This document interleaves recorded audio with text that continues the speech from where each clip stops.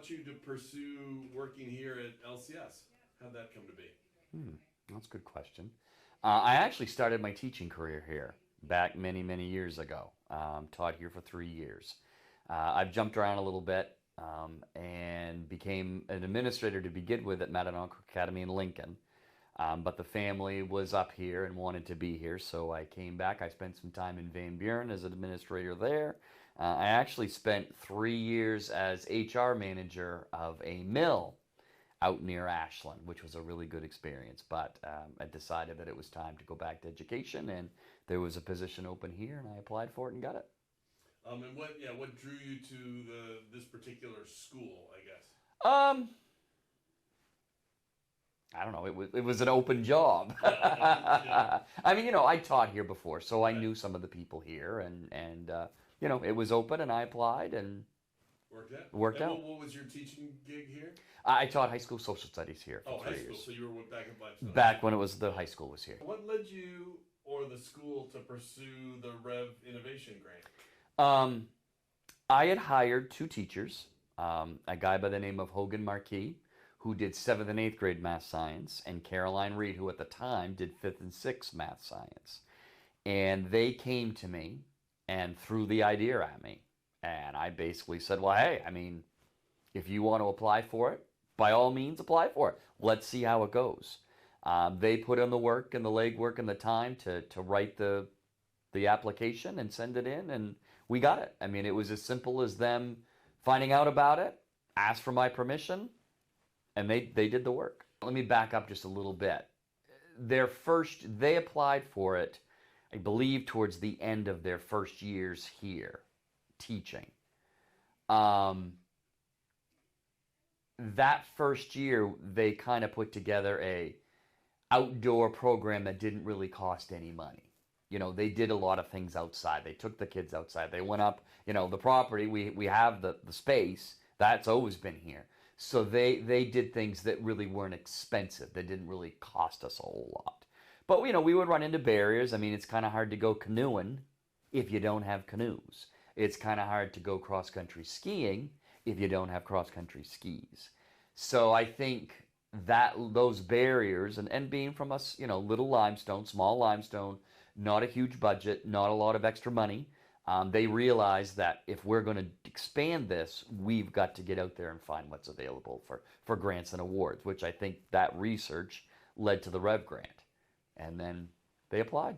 What need or problem were they trying to solve, or why pursue this grant? I think the reason for the innovation, because we had to go to a training, I think it was 2 or 3 days, we all went down to Orono, was student apathy and student attendance, to motivate students and get them to come to school.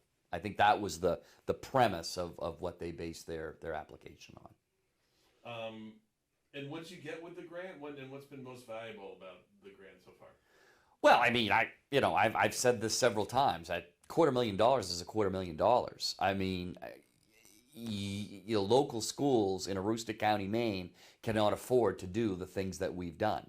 And yes, there's a lot of things you can do without money, or with small amounts of money. There are things you can do. But to expand it to the point where we have expanded it, most local budgets in this area cannot sustain that. So the ability to have those funds certainly was huge for us. And then obviously the technological expertise of creating an innovation, the help from the DOE Rev office and guiding us and helping us to move in these kinds of directions, that was invaluable. And what would you say are the kind of key expenditures that are the best ways you've used that money? I mean, that's a long list. Like I said, you can't canoe without canoes. So we purchased 10 canoes. We bought a side-by-side that's used for multiple things. We use it to drag ski trails. We use it to move stuff around the school garden. But one of the biggest things, and we haven't had to use it for this yet, but we have it available, is if we have a student with special needs that is unable to access any of the things that we're doing, potentially we could use the side-by-side for that. Mountain bikes, I mean, you got to see a little bit of those today. And then of course facilities. We had, we got all this stuff. Where we gonna store it? So we were able to refurbish a storage facility that we use for all the equipment, and then build the barn greenhouse um, to be used for the things like the gardening and the storage and the syrup. And at some point in time, I think we all hope that eventually we're selling our wares out of that barn. And the outdoor classroom structure too? That was actually purchased with other funds. That actually was here right before we got the Rev grant. So bigger question, why do you think it's important for your middle school STEM students to learn outside? Because they want to. So, It's important for middle school students because they want to learn that way. They want to engage in those sorts of things. If I go back to the reasons that we applied for the award, you have student apathy. That is all over the place. It's hard to motivate kids. And sometimes it is very challenging to get kids to come to school on a regular basis. But if they know they're making syrup that day, or they know we're going ice fishing that day, or they know we're going to Aroostook State Park to mountain bike and hike, they want to be here. So if they want to come, they come to school and they engage in the activities that we're presenting to them. They're just going to learn by osmosis. It just happens. And that's the thing. You've got to have a hook. You've got to catch the kids. And I think this catches them. And you'll see that over your time here. Do you think outdoor education, I think one potential criticism would be, they're not learning as much. Can outdoor learning, from your perspective, be as rigorous as classroom learning? I believe it can, and I'm going to tell you why. My science classes were probably more traditional. And obviously, I didn't go into a science career, and I think if you go into a science career, obviously you're going to use that stuff more often. But I don't really use much that I learned in science classes in my everyday life today. Well, I'm going to tell you what. These kids, we are teaching them to do things they will be able to do for the rest of their lives, whether it be go for a hike, plant a garden. They've learned how to go ice fishing. They've learned how to make syrup. These types of things and percentages and all this stuff, they'll use this stuff for the rest of their life. And I think that's critical and that's important. The other piece is it's right out our back door. It's right out our front door. All the things that we do are things that Aroostook County offers. As you will see, we have acres of land out behind the school that just sat there for years. And yeah, we play some soccer games on it, but most of it just sits there. It's fields and woods. We are using that space and teaching these kids that, and a little bit of it is that too. We want our students, hopefully, maybe, to stay up here in Aroostook County. So if we expose them to the types of things that they can do up here and are available to do up here, maybe they will consider staying. And I think that's a piece of it too. Limestone is a farming community. The whole area is a farming community. We're teaching them how to build a garden, how to build a school garden. And we have a couple of local farmers that come and help us out. So, we're trying to build the population as best we can. And you've addressed this a little bit, but if you think about it from a kind of a statewide, as a Mainer, is there a special opportunity or responsibility that we have to engage in this kind of education? Yeah, I think so. Again, we want kids to at least consider staying in the area. Now, maybe not Limestone, but at least staying in the Aroostook County area or staying in the Maine area. And this gives us an opportunity to expose them to the great things we have up here. A lot of people say, I can't stand the winters. I can't stand the winters. And our winters they're hard. They're long. We look at least 6 to 8 weeks of cold weather, dark days, lots of snow and wind. The only way to survive it really is to embrace it. And our kids, they get to embrace it. They cross-country ski. They do at the local mountain in Prescott, we do a downhill ski program one night a week. There was a couple days last winter, they were building snow caves outside. So, those are the kinds of things that you have to do up here to keep going. So let's teach them those things. What do you think should be the role of play in education, the role of joy? I enjoy what I do. I mean, most of the time. Not all the time, but most of the time. I don't think you're going to do your best or be as engaged as you can be if you don't enjoy what you're doing. And in some ways, have fun in what you're doing. Now, school's not going to be all fun, and everybody has to do things that they don't necessarily get excited about. We have some kids, as an example, I don't know, they love to go skiing. But maybe they're not such a fan of the syrup making process. So we try to expose them to as many different things as we can. Some kids love to read. And so, they get to read in their ELA class. And the kids who maybe are more hands-on, they look forward to getting out and playing in the dirt and planting things. So it's a wide variety. Thanks. How do you think Melissa and Caroline's and the predecessor, the guy you mentioned before, how do you think their curriculum instruction has impacted your kids in your school? Huge. As a matter of fact, and you can certainly ask Caroline more about this, they are in the process of creating their own outdoor science curriculum, which will tie to the standards, and will be all based on outdoor education. It's a long process. I don't expect it to have it done this year for sure, because they do have to teach and do all the other activities beside that. But it's something that they're working on. I would say that outdoor education has become part, not all, but part of our culture here at LCS. The kids, I think, in elementary school, they see what the middle school kids are doing, and they're looking forward to, when they get into middle school, having the opportunity to do some of this stuff. We have a lot of things here. I kind of showed you around this morning, but I mean, our all-day pre-K, our swimming pool. We have a really good middle school sports program for Aroostook County. So, I mean, all those are part of our culture, and I think without question, outdoor education is now part of our culture. What would you say is the best evidence of the success of the outdoor science program? Go talk to the kids and ask them. What do you think they'll tell me, or what do you hear from them? I mean, again, they don't all love it. I mean, it's not everybody's cup of tea. There's no doubt about that.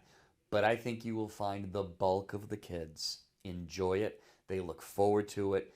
It's a seasonal thing as well, which I think is kind of cool. One of the reasons I love living in Aroostook County is I love the change of seasons. And just when I'm getting sick of one season, the other one kind of comes along. That's really how it works, right? Because there's different activities, different things that go on in each season. And it's kind of the same with the outdoor program. In the fall, we're doing the hiking and the biking and the canoeing and the trip to Aroostook State Park. That kind of rolls into winter, where we get into the skiing and the snowshoeing and the ice fishing trip. And then, just when you're sick of winter, spring starts to roll around and they start tapping the trees, making the syrup, having the fires, because you can be outside a little more often.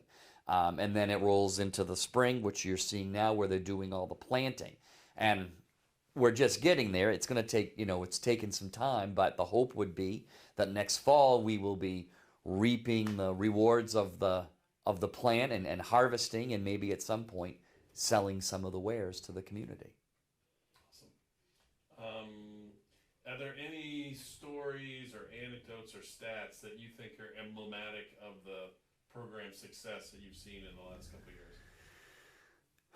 Just kids engaged. I mean, off the top of my head, I don't have the attendance stats, but I know that my middle school attendance has been very, very good since we started this. They come to school. They want to be here. They want to be involved in this sort of stuff. They get excited about it. We talk about it. Hey, we're planning this next big trip, and they know what's coming. They know what they're going to do. So I think just seeing them engaging. I mean, you saw it this morning. You're going to see it the time that you're here. They enjoy doing this stuff. Anything else you would say about what you see as the program's secret sauce, why it works? The secret sauce is just getting kids involved, getting them engaged. For me, that's what it is. It's getting them to come to school and getting them engaged. And if this is how we do it, if this is what brings them here, then so be it. They'll learn outdoor science. They'll get swimming lessons. They'll learn ELA, they'll learn about social studies, they'll learn about math once we have them here. And sometimes we have to use it as a carrot. I have told kids before, you know what? If your behavior leading up to the trip to Aroostook State Park is an issue, you won't go. And I tell them this all the time. I love to have fun. The Aroostook State Park trip, I look forward to. I mean, I usually come right out of my camp. I've got my camouflage pants on, my sweatshirt, my boots, and we do it. And I'm there to have a good time. And I tell the kids right from the get-go, if you're going to make it difficult and miserable for me, you're not going. So that's a bit of a carrot. I think it helps with behavior. And they're moving. They're hands-on. What do you all do on that trip? What is that? I don't think I'm aware. It's Yep. different from the canoe trip. Yep, we do that. It's Aroostook State Park. We do it in the fall, usually early October. We have a back in the day, and a lot of the high schools still do this. They have a harvest break, 2 or 3 weeks, where the kids schools shut right down. The kids go participate in the harvest. Well, obviously in the elementary school, we don't do that. So we have adapted. I do believe, and I have my thoughts on a school calendar that's not really for this, but I do believe that you need more breaks.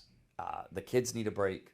The teachers need a break. We need to have a break. So we have instituted a 2-day fall break. So we have a Thursday, Friday, Saturday, Sunday, Monday, Indigenous Peoples Day. So it gives us a kind of a 5-day mini break in the fall. So the 3 days leading up to that, Monday, Tuesday, Wednesday, we do our fall field trips. Elementary school, they usually go over to Mantle Lake Park, which is in Presque Isle. The teachers do book walks and they do hikes and they have activities planned. We do marshmallows, we do a big hot dog roast and spend time at the park. The middle school does their trip to Aroostook State Park, and we take all the equipment, the canoes, the mountain bikes, and we're there for the whole day. And the kids get to choose usually 2 out of 3 activities. They can either hike, well, it's hiking, mountain biking, canoeing, actually kind of 4, or the cooking piece. And we sometimes do some orienteering as well. And so we're there for the whole day. They do a bunch of different activities and have lunch and come home. Very nice. So, and they know leading up to that It's coming. And you got to behave because we're there to have fun. We're there to have a good time. So, and usually it works out pretty well. There's something called the Children and Nature Network, which asserts that nature makes kids healthier, happier, and smarter. Would you agree? Why or why not? I would agree with that statement for a lot of the things we've talked about. Get them out, get them engaged, fresh air, moving around, exercise. I mean, a lot of our kids don't, they're stuck on these all the time. So to get them out, and we don't take. Well, I shouldn't say that. It's funny. Here's an example that you asked about earlier. The first time we went ice fishing was a big deal, and you'd be surprised. I mean, I went ice fishing as a kid all the time. You'd think a lot of these kids would have gone, and a lot of them hadn't. The entire time we were gone, and it was setting the traps and catching what few fish we caught. Cooking was a big piece of it. We made cowboy beans and did all these different things. At the end of the day, one of the things that I noticed, and I didn't tell the kids they couldn't bring their phones. I didn't. The only time I saw a phone that entire day was when kids were taking pictures of activities going on. That was it. They weren't texting. They weren't scrolling Facebook. They weren't playing games on their phone. They were engaged in the activities. So for me, that's a big thing. And again, I'm not going to say you won't see a phone in your time here. But for the most part, they don't have time to be on their phones. They're busy with the things that they're doing. Awesome. What would you say to other schools considering making more of an investment in outdoor science learning or STEM learning? I mean, you got to have the space to do it. I mean, you really do. It's hard to do an outdoor program if your school is in an urban area where there's not much room around. But is there a park somewhere handy? Is there a forest, a city forest or a town forest, somewhere where you could bus the kids? I mean, that's the big one. Granted, we had $250,000 on that, certainly made a big difference. But I think to start small, to have some small ideas, to do some small things, I don't think you can lose. Bringing the kids outside, and you see it. It's more and more. I mean, I think COVID certainly pushed people to be outside. So I think you're seeing it, but I think the more we engage it, the thing is, though, and it's okay to have fun, but you got to tie it to your standards too. You got to make sure that whatever you do is tied somehow to what the kids should be learning for their science. And you're confident that that's happening? I am very confident that's happening. Matter of fact, you start talking to the kids while you're here, you ask about maple syrup percentages, I don't have a clue. They'll be able to tell you.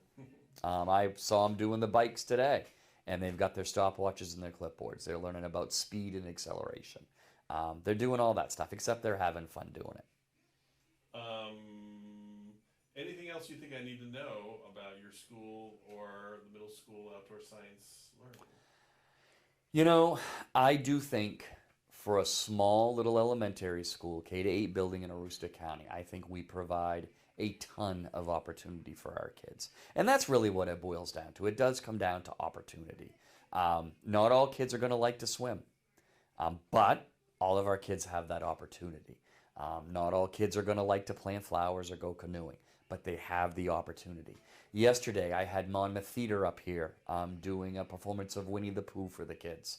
And that's not something our kids get to see every day. They have the opportunity. You know, we have a very small art club and very small drama club, but it's an opportunity. And I do think that's really what's important. I also think it's critical that you have staff that are willing and able to do this work. And that's one thing that we have. We have it all over the building, but with the outdoor science program, Caroline and Melissa, they live this. It's not their job. They live it. On the weekends, Caroline hikes and does things with her own kids. Melissa has bought a horse, and we also do a horseback riding thing here, and they'll tell you about that. But Melissa owns a horse and built a barn at her own house for her daughter. So this isn't just a job for them. They live it. And so I think that's what they relay to the kids. You know, I have a couple teachers that show up a lot of days in jeans and a hat. And I tell them, if you're going out to play in the dirt, you're going out in the snow, don't worry about dressing up. Wear what you need that's appropriate for what you're taking the kids to do today. They live it.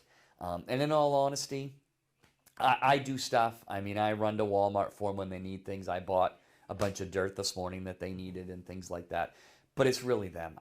I'm kind of the cheerleader. That's really what I do. They come in, they pitch an idea to me. 99.9% of the time, I might roll my eyes a little bit, but I say, yeah, let's give it a try and see how it goes. But I'm just kind of their cheerleader, and they do the work. So you've got to have a staff that's willing to step out of the box and do different things and try different things and not just be the traditional in my classroom with the door shut, 7:30 a.m. to 2:45 p.m. person.